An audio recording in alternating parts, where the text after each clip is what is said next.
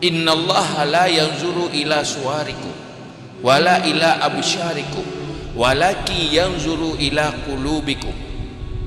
Allah hanya nekalan kepada kulit tubuh, tetapi penilaian Allah pada hati.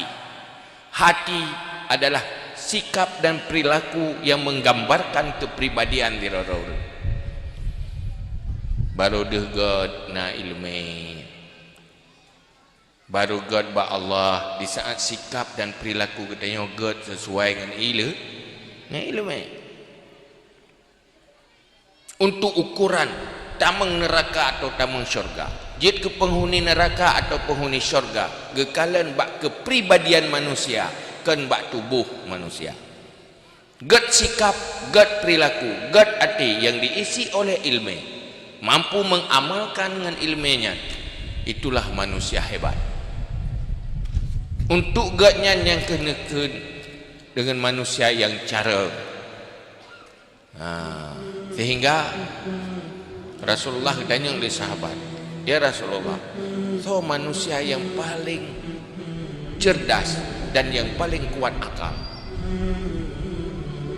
yang paling betul-betul berfungsi akal, nepegah oleh Nabi, manusia yang paling cerdas, manusia yang paling sempurna dan akal adalah manusia yang sering ingat kematian dan selalu mempersiapkan diri untuk setelah kematian. Yang cerdas,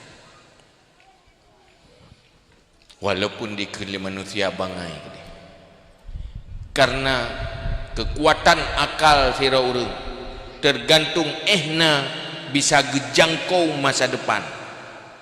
Semakin panjang masa depan yang gejangkau ke depan, semakin cerdas.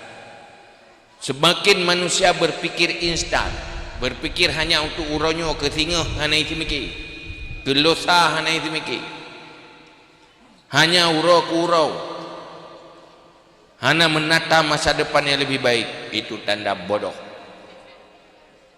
Sementara manusianya diciptakan oleh Allah untuk selama-lamanya, untuk setelah mati di alam barzakh, untuk setelah mati di alam mahsyar dan berhadapan neraka dan syurga. Manusia cerdas berpikir masa depannya. Pakiban lum target syurganya menjadi tempat bagi lum. Apapun akan lum lakukan. Pakiban cara lum berselamat dari neraka. Susah dalam dunianya, sepahit apapun dalam dunianya akan sanggup lum terima, tetapi neraka han sanggup terima. Hana tamang syurga itu. Indahkan kehidupan syurga. Itulah manusia cerdas, berpikir masa depan yang lebih jauh.